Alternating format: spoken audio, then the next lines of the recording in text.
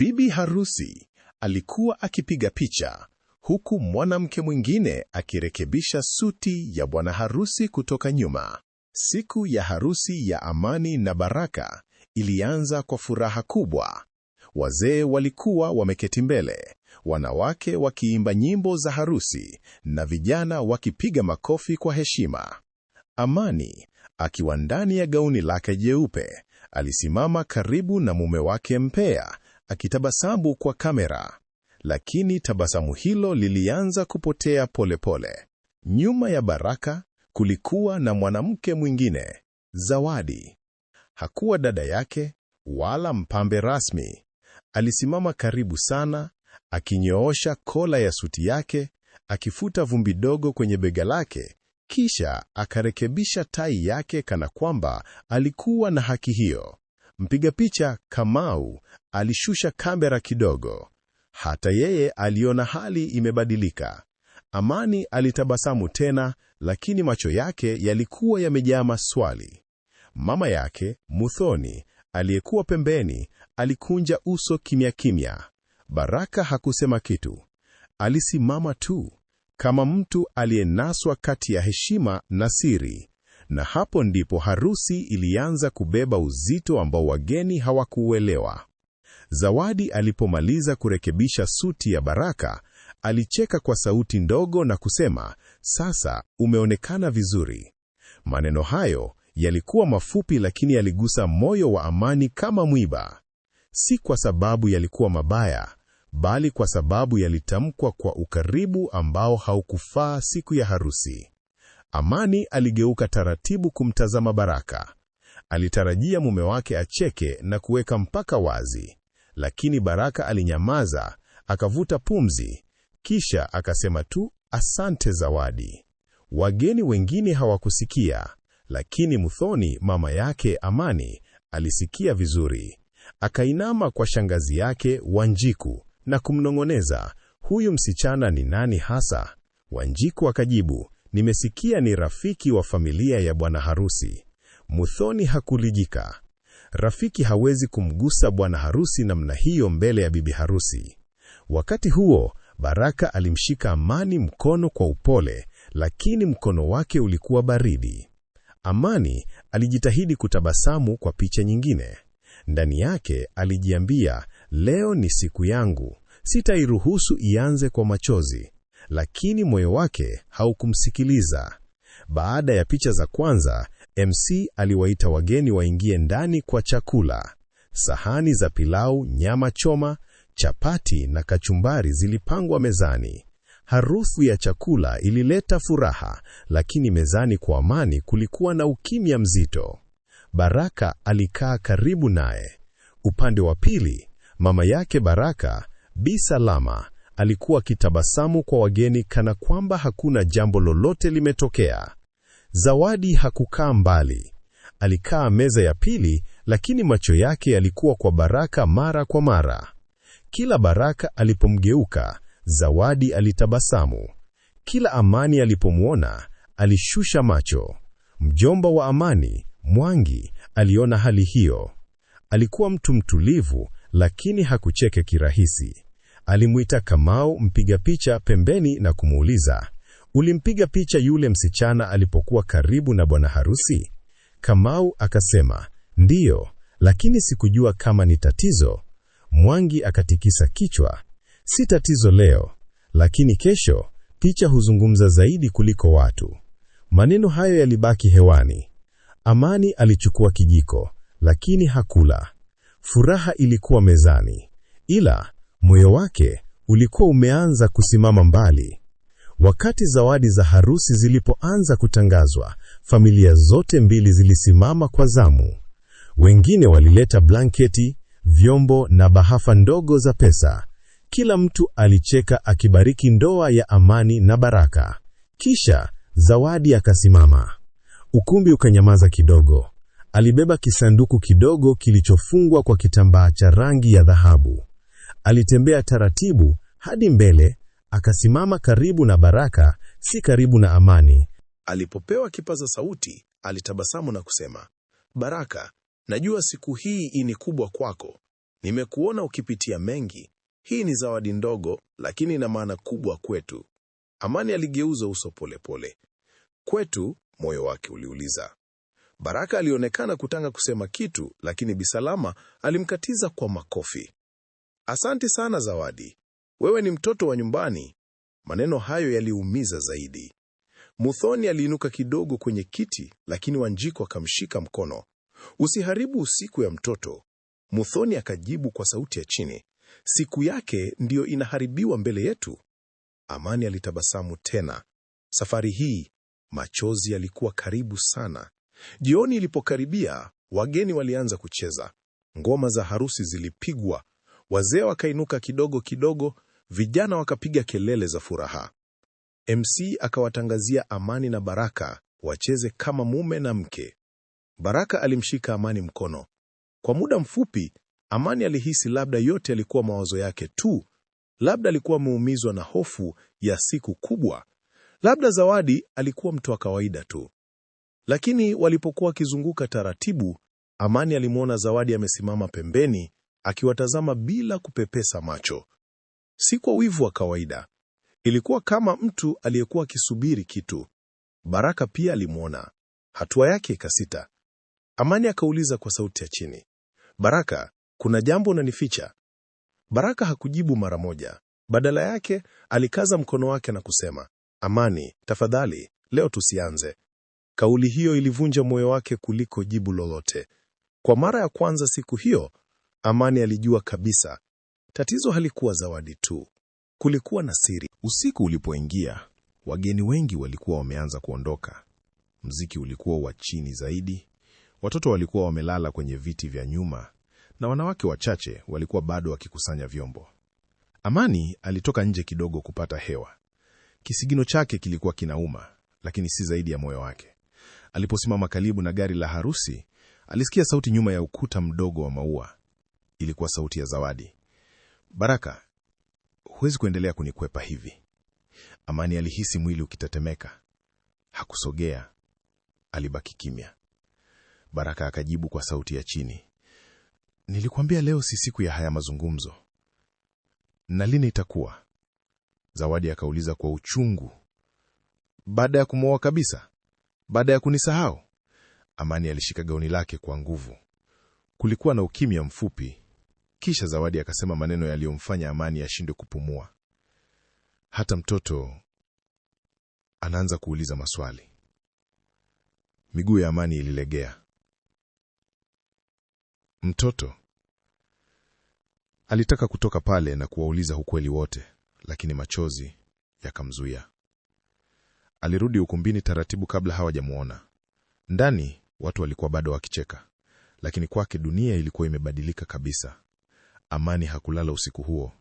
Baraka alikuwa pembeni yake kwenye chumba cha wageni walichokuwa wameandaliwa, lakini kila mmoja alikuwa mbali kwa mawazo.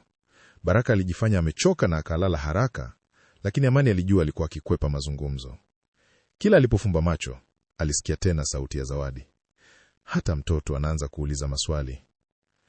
Asubuhi ilipofika, Amani aliamka mapema kuliko wote. Alivaa kanga yake polepole na kutoka nje. Alimkuta mama yake Muthoni tayari ameketi akinywa chai. Muthoni alimtazama binti yake usoni na akajua mara moja kuna jambo kubwa. Kuna nini? Akauliza kwa upole. Amani alikaa chini polepole. Mama, ungewahi kuniacha niolewe na mwanaume mwenye siri? Muthoni aliweka kikombe chini. Umesikia nini? Amani alisita. Alitaka kusema kila kitu, lakini moyo wake bado ulikuwa unamlinda Baraka. Hata baada ya maumivu yote, bado alimpenda. Mama, kuna mwanamke anasema kuna mtoto. Muthoni alifumba macho kwa sekunde chache.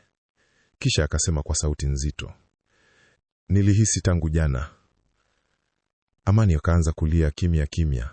Na kwa mara ya kwanza tangu harusi ianze, mama yake hakumfariji kwa maneno matamu. Alimshika tu mkono kwa nguvu.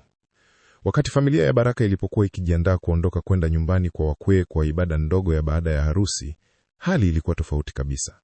Amani alitabasamu mbele ya watu, lakini ndani alikuwa akivunjika. Bi Salama alionekana mwenye furaha kuliko kawaida. Alihakikisha kila mtu anakula vizuri, Kila mtu anaketi vizuri, lakini kila mara macho yake yalikuwa yakimwangalia Amani kana kwamba alikuwa akimchunguza. Mwangi hakupenda hali hiyo. Alimfuata Baraka pembeni karibu na gari na kusema, mwanaume wa kweli hashindwi kusema ukweli. Baraka akavuta pumzi ndefu. Mzee, si kila ukweli unasemwa mbele ya watu. Mwangi akamjibu haraka, lakini ukweli ukichelewa huwa sumu. Baraka hakujibu. Ndani ya nyumba, wanawake walikuwa wakimvisha Amani ushungi mwingine mwepesi kwa ajili ya mapokezi ya jioni. Wanjiku alijaribu kumchangamsha kwa utani, lakini Amani hakutabasamu. Kisha simu yake ikaita. Namba haikuwa imehifadhiwa. Alipopokea, kulikuwa na ukimya kwa sekundi kadhaa. Halafu sauti ya mwanamke ikasema, samahani kwa kukupigia, lakini kuna vitu hustahili kujua mapema kabla hujachelewa. Ilikuwa sauti ya Zawadi. Amani alitoka nje haraka kabla mtu mwingine hajasikia mazungumzo. Moyo wake ulikuwa ukidunda kwa nguvu. Unataka nini? Akauliza KWA, sauti iliyotikiswa. Zawadi hakujibu mara moja. Kulikuwa na sauti ya upepo upande wake KWA simu. Kisha akasema, sikutaka kuharibu harusi yako. Amani akacheka KWA uchungu, lakini umeiharibu tayari. Zawadi akanyamaza kidogo. Sio kila kitu kiko vile unavyofikiria. Basi niambie ukweli. Sio kwenye simu. Amani alikasirika. Unafikiri mimi ni mjinga? Jana unasema kuna mtoto, leo unasema si vile ninavyofikiria. Zawadi akahema KWA uchungu. Amani, kuna sababu Baraka aliogopa kukuambia? Ni mtoto wake? Ukimya. Ukimya huo ulikuwa mbaya kuliko jibu. Machozi yakaanza kushuka usoni mwa Amani. Lakini kabla hajakata simu, Zawadi alisema maneno yaliyomchanganya zaidi. Baraka si mtu mbaya. Alikuwa anajaribu kuokoa watu wengi KWA wakati mmoja. Simu ikakatwa. Amani alibaki amesimama peke yake nje ya nyumba, akiwa hajui kama anapaswa kumchukia Zawadi au kumwogopa zaidi Baraka. Jioni hiyo, wageni walipokuwa wakila nyama choma nje na kusikiliza mziki wa taratibu, Amani alimfuata Baraka nyuma ya nyumba. Hakutaka tena kuzungumza kwa ishara. Leo nataka ukweli, alisema moja kwa moja. Baraka alimtazama kwa muda mrefu. Uso wake ulikuwa umechoka kuliko kawaida. Kuna mambo magumu kabla sijakutana na wewe, alisema polepole. Amani akamkatiza. Je, una mtoto? Baraka hakujibu haraka. Kisha akaangalia chini na kusema, ndio. Maneno hayo yalimpiga Amani kama radi. Alihisi macho yake yakiwaka moto. Na ulifikiri nisingestahili kujua kabla ya harusi? Baraka akasogea karibu. Nilitaka kukuambia. Lini? Baada ya honeymoon? Baraka akanyamaza. Amani akageuka kuondoka, lakini Baraka akasema kwa sauti ya chini yenye maumivu, lakini mtoto si wa Zawadi. Amani akasimama ghafla. Kwa mara nyingine tena, moyo wake ulichanganyikiwa. Kabla hajauliza swali lingine, sauti ya mtoto mdogo ilisikika kutoka mbele ya nyumba. Uncle Baraka! Amani aligeuka haraka, na alipomuona mtoto aliyekuwa akikimbia kuelekea kwa Baraka, damu yake iliganda. Mtoto mdogo alipomfikia Baraka, alimkumbatia kwa furaha kana kwamba alikuwa amemkosa kwa muda mrefu sana. Uncle Baraka, ulisema utaninunulia mpira, mtoto alisema huku akicheka. Amani alisimama kimya. Neno moja lilimshika sana. Uncle, si baba. Baraka alimuinua mtoto juu kidogo na kutabasamu kwa mara ya kwanza siku hiyo. Nitakununulia kitu, lakini kwanza salimia wageni. Mtoto alipogeuka kwa Amani, alitabasamu kwa aibu. Shikamoo. Amani alijibu polepole, macho yake yakimwangalia kwa makini. Mtoto alikuwa mzuri, mwenye uso wa upole na macho makubwa yaliyofanana kidogo na Zawadi, lakini si Baraka. Ndipo mwanamke mmoja mwembamba alipotokea nyuma yao akiwa amebeba sweta ya mtoto. Alikuwa amechoka usoni, lakini mwenye heshima. Samahani, kitu anakupenda sana, alisema kwa sauti ya chini. Baraka akamgeukia Amani. Huyu ni Rehema. Rehema alimsalimia Amani kwa heshima kubwa. Hongera kwa ndoa. Amani alihisi kichwa chake kikizidi kujaa maswali. Kito ni nani kwako? Akauliza. Kabla Rehema hajajibu, Zawadi alitokea nyuma yao na uso wa Baraka ukabadilika mara moja. Zawadi alipomwona Rehema, macho yake yalijaa hasira zilizofichwa. Kumbe umefika, alisema kwa sauti ya baridi. Rehema hakujibu kwa ukali.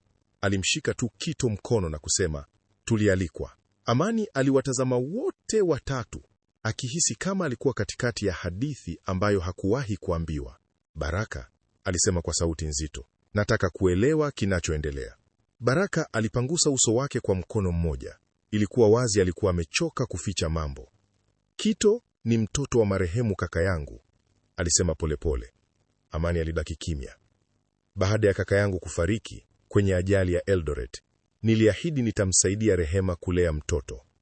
Amani alimwangalia Rehema. Macho ya mwanamke huyo yalijaa huzuni ya zamani. Kaka yako? Amani akauliza. Baraka katikisa kichwa. Ndiyo. Na Zawadi? Hakuna aliyesema kitu kwa sekunde kadhaa. Kisha Rehema akasema kwa upole, Zawadi alikuwa mchumba wa kaka yake. Ukumbi wa moyo wa Amani ukatikisika. Ghafla, vipande vya fumbo vilianza kuungana, lakini bado havikutosha. Kama hivyo ndivyo, Amani akauliza taratibu, kwa nini kila mtu anaonekana kama kuna jambo kubwa zaidi? Baraka hakujibu, na Zawadi akageuza macho yake pembeni. Usiku ulipoendelea, mvua ndogo ilianza kunyesha nje. Wageni wengine walikimbilia ndani huku wakicheka, lakini ndani ya moyo wa Amani kulikuwa na baridi kubwa zaidi. Aliomba kuzungumza na Zawadi peke yao. Walikaa nyuma ya nyumba, chini ya paa la bati, wakisikia sauti ya mvua ikigonga taratibu. Kwa dakika kadhaa, hakuna aliyesema kitu. Kisha Amani akauliza, ulimpenda Baraka? Zawadi alicheka kwa uchungu mdogo. Swali hilo limechelewa, lakini nataka ukweli. Zawadi akavuta pumzi ndefu. Nilimpenda mtu mwingine kwanza. Kaka yake? Zawadi akatikisa kichwa. Tulikuwa karibu kuoana. Amani alinyamaza.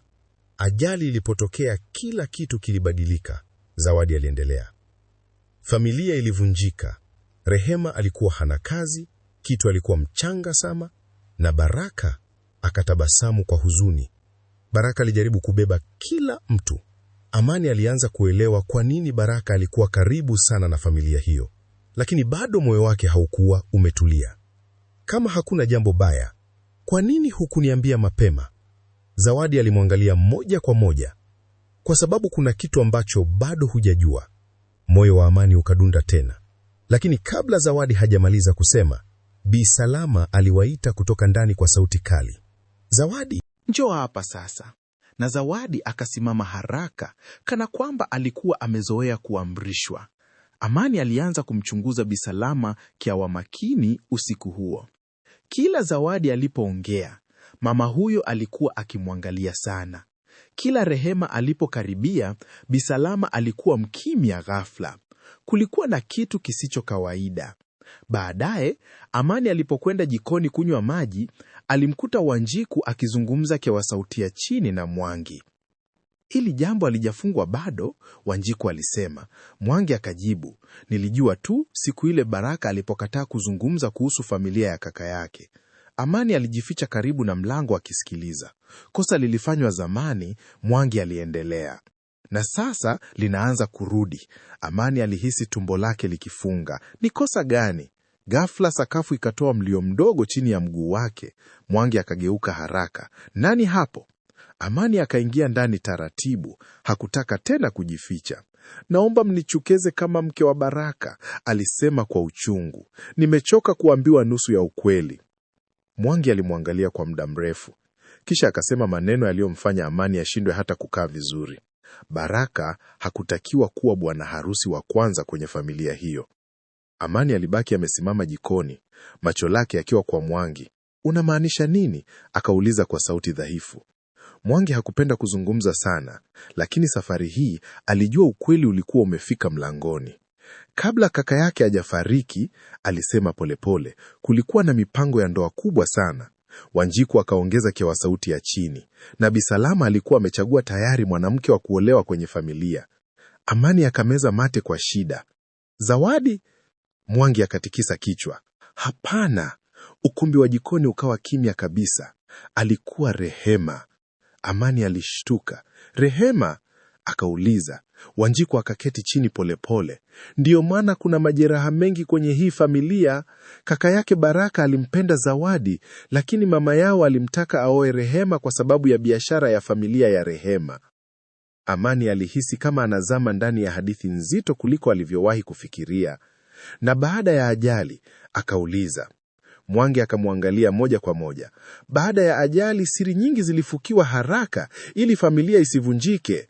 Mara mlango wa jikoni ukafunguliwa ghafla. Ilikuwa Bi Salama, na uso wake haukuwa na furaha hata kidogo. "Naona sasa ameanza kufukua makaburi," alisema kwa sauti kali. Bi Salama aliingia jikoni taratibu, lakini uwepo wake ulifanya kila mtu anyamaze. Aliwaangalia Mwangi na Wanjiku kwa macho makali, kisha akamwangalia Amani. "Harusi mpya haitakiwi kuanza kwa kusikiliza hadithi za zamani," alisema kwa sauti nzito. Lakini Amani hakutaka tena kuogopa. "Na ndoa mpya haiwezi kujengwa juu ya siri," alijibu kwa upole lakini kwa uthabiti. Mwangi alisimama na kutoka nje kimya kimya. Wanjiko naye akaondoka, akiwaacha wanawake wawili peke yao. Kwa sekunde kadhaa, mvua ya nje ndiyo ilikuwa ikizungumza. Kisha Bi Salama akakaa chini polepole. "Unampenda mwanangu?" akauliza. Amani alishtuka na swali hilo. "Ndiyo." "Basi ujue kuna maumivu ambayo Baraka amebeba kwa miaka mingi." Amani alibana machozi. "Lakini kwa nini hakuna anayesema ukweli wote?" Bi Salama alifumba macho kwa muda mfupi. Mara ya kwanza tangu harusi ianze, alionekana mchovu kuliko mkali. "Kuna siku familia yetu ilikaribia kuvunjika kabisa," alisema. "Na Baraka ndiye aliyebeba lawama ambazo hazikuwa zake." Amani alitaka kuuliza zaidi, lakini Bi Salama alisimama haraka na kusema, "Usimhukumu kabla hujasikia kila kitu." Halafu akaondoka. Na Amani akabaki akijiuliza, Baraka alikuwa anaficha nini kwa ajili ya nani? Asubuhi iliyofuata, nyumba ilikuwa tulivu isivyo kawaida. Wageni wengi walikuwa wameondoka. Viti vilikuwa vikikusanywa, mapambo yakishushwa, na watoto waliokuwa wakikimbia jana walikuwa hawapo tena. Amani alitoka nje na kumkuta Baraka ameketi peke yake karibu na mti wa avocado. Alikuwa akitazama simu yake, lakini hakuwa akisoma chochote. Amani alikaa pembeni yake bila kusema. Baada ya ukimya mrefu, Baraka alisema, "Najua nimekuumiza." Amani hakujibu haraka. "Kitu kinachoniumiza zaidi," alisema mwishowe, "si kwamba kuna siri, ni kwamba kila mtu anaonekana kuijua isipokuwa mimi." Baraka aliinamisha kichwa. "Kaka yangu, Jabari, alikuwa mtu aliyependwa sana," alianza kusema. "Alikuwa tegemeo la familia." Amani alisikiliza kimya. Alipopata ajali, kila kitu kilibadilika haraka. Madeni, biashara, familia. Kila mtu alikuwa anazama. "Na wewe?" Amani akauliza. "Mama alitaka nibebe nafasi yake." Maneno hayo yalikuwa mazito. "Kama mwanaume wa familia." Baraka katikisa kichwa polepole. Zaidi ya hapo, Amani alihisi moyo wake ukianza kwenda mbio tena.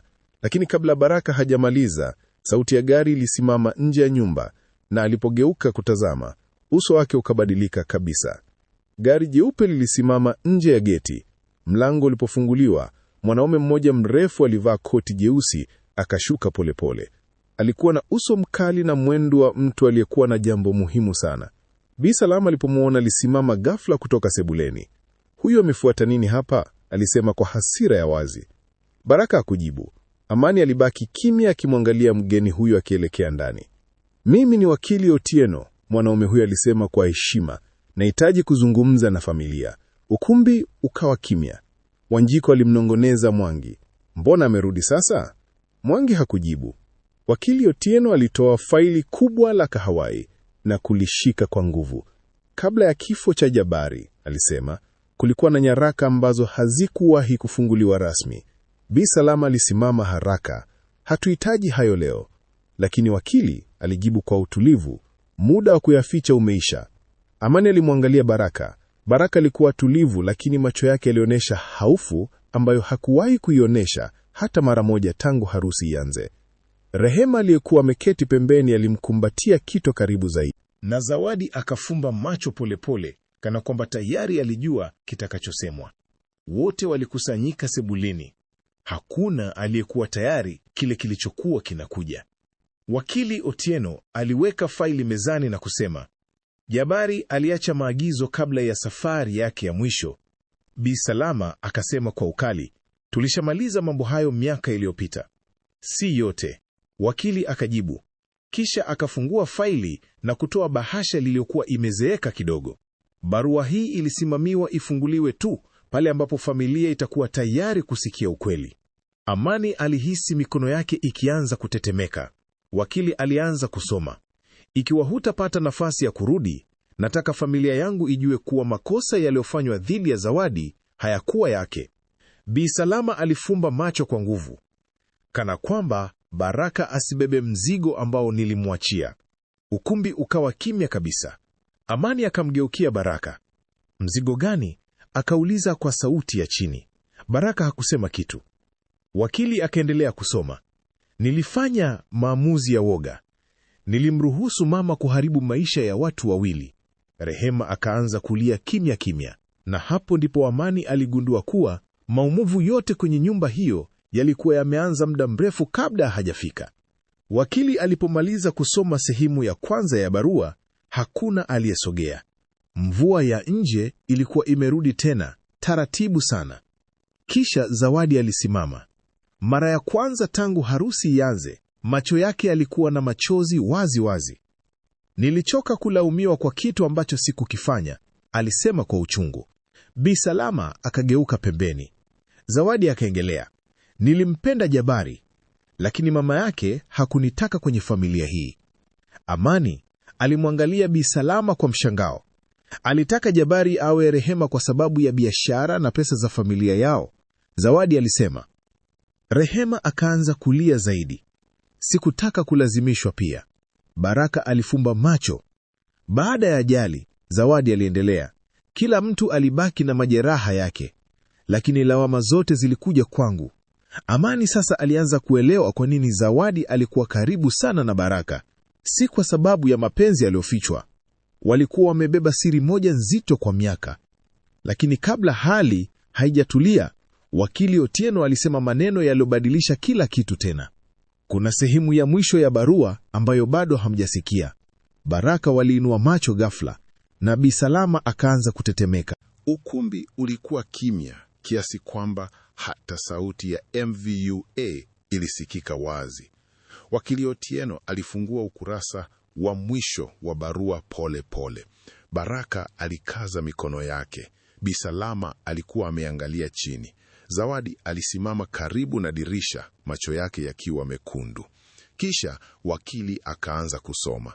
Kwa miaka mingi, mama amekuwa akijaribu kulinda jina la familia, lakini ukweli ni kwamba kosa kubwa lilianza siku Rehema alipolazimishwa kuingia kwenye uhusiano ambao moyo wake haukutaka. Rehema alianza kulia kwa sauti ya chini, na siku Zawadi alipoondoka nyumbani akiwa na siri ambayo hakuna aliyeruhusiwa kuizungumza, Amani alihisi tumbo lake likifunga tena. Ni siri gani? Akauliza bila kujizuia. Hakuna aliyemjibu. Wakili akaendelea. Baraka ndiye aliyenisaidia kuficha ukweli huo ili mama asivunjike moyo. Baraka akafumba macho kwa uchungu, lakini siku moja ukweli huo utaumiza zaidi kuliko ulivyofichwa. Wakili akashusha barua. Ukumbi ukabaki kimya. Amani kasimama taratibu na kumwangalia Baraka. Ni ukweli gani huo? Baraka hakutaka kumtazama usoni, na hapo Amani alijua kile ambacho bado hakijasemwa ndicho kilikuwa kiini cha kila maumivu kwenye familia hiyo. Bi Salama alisimama ghafla. Imetosha, alisema kwa sauti kali. Hatuhitaji kuendelea kufukua mambo yaliyopita. Lakini safari hii hakuna aliyemuunga mkono. Mwangi alisema kwamba utulivu, mambo yaliyofichwa ndiyo yameharibu maisha ya watu hapa. Bi Salama akamwangalia kwa hasira, lakini hakujibu. Amani alimfuata Baraka hadi nje ya nyumba. Hakutaka tena kuzungumza mbele ya kila mtu. Waliposimama karibu na uzio wa maua, Amani alisema kwa sauti ya maumivu, nimekuamini tangu mwanzo. Tafadhali, usiniache gizani tena. Baraka akaa kimya kwa muda mrefu. Kisha akasema, Zawadi alipata ujauzito kabla ya Jabari kufariki. Amani alihisi pumzi yake ikikatika. Na mtoto? Baraka akatikisa kichwa polepole. Hakuzaliwa. Amani alibaki kimya. Mama alipogundua, Baraka aliendelea.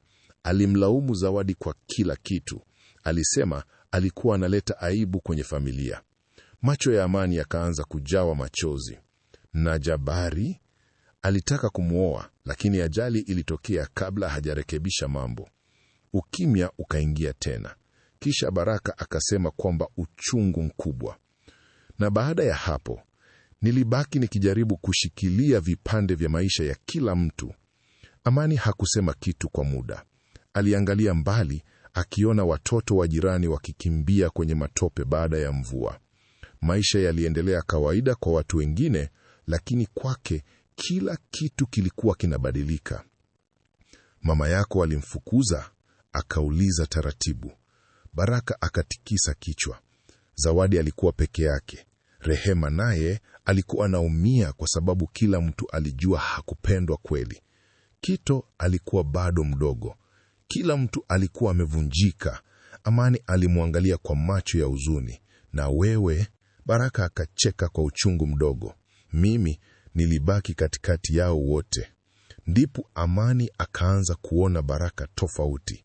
Si kama mwanaume aliyekuwa anaficha mapenzi ya siri, bali mwanaume aliyekuwa amechoka kubeba maumivu ya familia mzima. Kwa nini hukuniambia mapema? Akauliza. Baraka alijibu kwa sauti ya chini sana.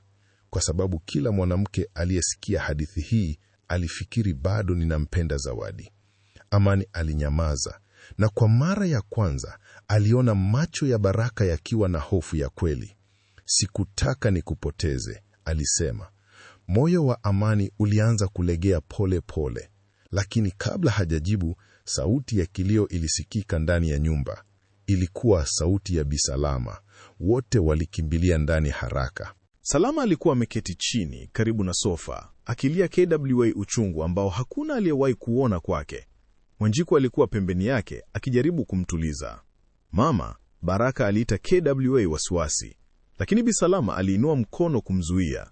Mimi ndiye niliyeharibu kila kitu, alisema KWA, sauti iliyovundika. Ukumbi ukawa kimya. Mimi nilitaka watoto wangu waolewe kwa faida ya familia, aliendelea. Nilifikiri pesa na biashara zingelinda maisha yao. Rehema alianza kulia tena. Bi Salama akamgeukia Zawadi. Nilikuumiza sana. Zawadi hakusema kitu. Machozi yalikuwa yakimtiririka kimya kimya. Nilikuita majina mabaya. Nilikuondoa nyumbani. Na nilifanya Baraka abebe lawama zote ili familia ionekane safi mbele ya watu. Baraka alifunga macho. Amani alimsogelea Zawadi polepole. Kwa mara ya kwanza tangu walipokutana, hakumuona kama adui. Alimuona kama mwanamke aliyekuwa ameumia kwa muda mrefu sana. Kisha Bi Salama akasema maneno yaliyowavunja wote kabisa. Jabari alikufa akiwa njiani kwenda kumwomba Zawadi msamaha. Hakuna aliyekuwa na nguvu ya kuzungumza baada ya maneno hayo. Mvua ilisimama nje, lakini ndani ya nyumba majeraha yaliyokuwa yamefunguka kwa miaka yalikuwa yamefunguka kabisa. Zawadi alikaa chini polepole, macho yake yakiwa mbali sana, kana kwamba alikuwa anarudi kwenye siku ile ya ajali. Siku hiyo, alisema kwa sauti dhaifu, alinipigia simu mara 3. Baraka aliinamisha kichwa. Nilikuwa nimekasirika sana siku hiyo. Sikupokea. Machozi yakaanza kumtoka zaidi. Baadaye nilisikia tu kuwa gari lake lilipinduka. Ukumbi wote ukabaki kimya. Amani alihisi moyo wake ukiuma kwa ajili ya Zawadi. Miaka yote hiyo alikuwa akiishi na maumivu ya maneno ambayo hakuwahi kusikia. Bi Salama alimkaribia Zawadi kwa mara ya kwanza baada ya miaka mingi. Naomba unisamehe, alisema huku akilia. Zawadi hakujibu haraka. Kisha polepole akasema, nilichotaka miaka yote si pesa. Nilichotaka ni kuacha kulaumiwa kwa kumpoteza mtu niliyempenda. Baraka alifumba macho kwa uchungu. Amani alimshika mkono wake taratibu. Na kwa mara ya kwanza tangu harusi ianze, Baraka alimshika mkono huo kwa utulivu wa kweli. Lakini bado kulikuwa na jambo moja ambalo Amani hakuelewa kabisa. Kwa nini Baraka hakuwahi kuoa miaka yote hiyo mpaka alipokutana naye? Usiku huo ulikuwa mrefu kuliko zote. Wageni waliobaki walilala mapema, lakini Amani na Baraka walikaa nje chini ya anga lililokuwa limetulia baada ya mvua. Kulikuwa na ukimya wa aina tofauti sasa, si ukimya wa siri tena, bali wa watu waliokuwa wamechoka na maumivu. Amani alimwangalia Baraka kwa muda mrefu. Kuna kitu bado hujaniambia, alisema kwa upole. Baraka akatabasamu kwa huzuni kidogo. Unaona kila kitu sasa. Kwa nini hukuoa miaka yote? Baraka aliegemea nyuma kidogo kwenye kiti. Baada ya kifo cha Jabari, nilijilaumu sana, alisema. Nilihisi kama nilipaswa kumlinda. Nilihisi kama nilishindwa familia. Amani hakukatiza. Mama alikuwa anavunjika. Zawadi alikuwa ameumia. Rehema alikuwa anahangaika na mtoto. Nikaanza kusaidia kila mtu mpaka nikasahau maisha yangu. Na mapenzi? Baraka akacheka kwa uchungu mdogo. Nilikuwa naogopa. Anaogopa nini? Kuanzisha maisha mapya huku nyuma yangu kukiwa na maumivu mengi. Amani alihisi machozi yakimjaa. Baraka akamwangalia moja kwa moja. Kisha nikakutana na wewe. Moyo wa Amani ulidunda taratibu. Ulifanya nijisikie kama bado ninaweza kuwa na maisha yangu mwenyewe. Asubuhi iliyofuata, nyumba ilikuwa tofauti kabisa. Kwa mara ya kwanza tangu harusi ianze, watu waliongea kwa utulivu bila hofu nzito. Bi Salama aliamka mapema na kwenda jikoni mwenyewe kupika chai. Wanjiku alimtazama kwa mshangao. Sijawahi kukuona jikoni mapema hivi, alisema kwa utani mdogo. Bi Salama akatabasamu kwa uchovu. Labda nilikuwa nimechoka kuwa mgumu kila wakati.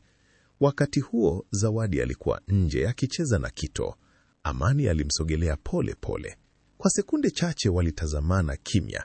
Kisha Amani akasema, samahani kwa kukuchukia kabla sijajua ukweli. Zawadi akatikisa kichwa. Nilielewa. Ningekuwa wewe, ningehisi vivyo hivyo. Kito alikimbia kuonyesha mpira mpya aliokuwa amenunuliwa na Baraka. Watoto huwa hawajui mizigo ya watu wazima. Na wakati Amani alipomwangalia Zawadi akicheka kwa mara ya kwanza kwa Amani, aliona jambo moja wazi. Mwanamke huyo alikuwa ameishi miaka mingi bila nafasi ya kuponya moyo wake. Ndipo Amani akasema kwa upole, unastahili furaha pia. Zawadi hakujibu mara moja, lakini macho yake yalijaa machozi ya mtu aliyekuwa hajazoea kuambiwa maneno mazuri tena. Jioni hiyo, familia yote ilikusanyika kwa chakula cha mwisho kabla wageni waondoke kabisa. Hakukuwa tena na tabasamu za kujifanya. Mazungumzo yalikuwa ya kweli. Mwangi aliwasimulia vijana hadithi za zamani za familia, huku kila mtu akicheka kwa utulivu. Wanjiku alikuwa akimlisha Kito kipande cha chapati, huku mtoto akimsumbua kwa utani. Na kwa mara ya kwanza, Rehema alionekana huru. Amani aligundua jambo jingine pia. Rehema na Mwangi walizungumza sana usiku huo. Kila mmoja aliposema kitu, mwingine alikuwa anatabasamu. Wanjiku alimsukuma Amani kidogo na kunongona, macho ya wazee hayaoni bure. Amani akacheka kwa mara ya kwanza kwa moyo tangu harusi ianze. Pembeni ya ukumbi, Bi Salama alimuita Zawadi. Wote walidhani kutatokea ukimya mwingine wa maumivu, lakini Bi Salama alimshika mikono Zawadi mbele ya kila mtu. Ukinisamehe leo, alisema kwa sauti iliyotikiswa, nitamaliza miaka yangu iliyobaki kwa amani. Ukumbi ukawa kimya. Zawadi akaanza kulia, kisha pole pole akamkumbatia. Na hata wale waliokuwa wanajifanya kuwa na nguvu walijifuta machozi kimya kimya. Baada ya chakula, wengi walienda kupumzika, lakini Amani na Baraka walibaki nje wakitazama taa za mbali za nyumba za jirani. Kulikuwa na upepo mwanana wa usiku. Najua siku hizi mbili hazikuwa rahisi kwako, Baraka alisema kwa sauti ya chini. Amani akamwangalia. Nilidhani nimeolewa na mwanaume mwenye siri ya mapenzi, alisema. Lakini kumbe nimeolewa na mwanaume aliyekuwa amebeba majeraha ya kila mtu. Baraka akashusha macho. Mimi si mkamilifu. Amani akamshika mkono. Hakuna mkamilifu. Lakini mtu anayebeba wengine hata akiwa ameumia, huyo ana moyo mkubwa. Baraka hakusema kitu kwa muda. Kisha akauliza kwa hofu ya kweli, bado unaweza kuendelea na mimi baada ya yote haya? Amani akatabasamu kwa machozi kidogo. Leo nimejua tofauti ya mwanaume anayeficha usaliti na mwanaume anayeficha maumivu. Baraka akafumba macho kwa utulivu mkubwa, kana kwamba mzigo mkubwa ulikuwa umeondoka mabegani mwake. Ndipo Amani akaegemea begani kwake. Na kwa mara ya kwanza tangu wapige picha za harusi, walihisi kama mume na mke wa kweli. Miezi kadhaa baadaye, Maisha yalikuwa yamebadilika pole pole. Amani na Baraka walikuwa wameanza kujenga nyumba yao kwa amani. Hakukuwa tena na ukimya wa siri kati yao. Bi Salama alikuwa tofauti pia. Alianza kutembelea Rehema na Kito mara nyingi, si kwa ajili ya ufamilia, bali kwa upendo wa kweli. Na kila alipomwona Zawadi, hakumwangalia tena kama mtu wa kulaumiwa. Siku moja ya Jumapili, familia yote ilikutana tena kwa chakula cha pamoja. Kulikuwa na vicheko, chai ya moto, watoto wakikimbia nje na mziki wa karatibu wa Kiswahili ukicheza nyuma. Mwangi alimwangalia Baraka na kusema kwa utani, "Sasa uso wako unaonyesha umeoa kweli." Kila mtu akacheka. Amani akamtazama mume wake na kutabasamu. Alikumbuka siku ya harusi. Siku ile alipokuwa akipiga picha, huku mwanamke mwingine akirekebisha suti ya bwana harusi kutoka nyuma. Siku ile alidhani ndoa yake ilikuwa inaanza kuvunjika. Hakujua kuwa alikuwa anaingia kwenye familia iliyokuwa imejeruhiwa kwa miaka, na kwamba upendo wa kweli usingekuja kwa kuficha maumivu, bali kwa kuyaponya pamoja. Na alipomshika Baraka mkono mbele ya familia yote, alijua jambo moja kwa uhakika. Wakati mwingine, siri kubwa kwenye ndoa si usaliti. Ni maumivu ambayo hayajawahi kupewa nafasi ya kusemwa.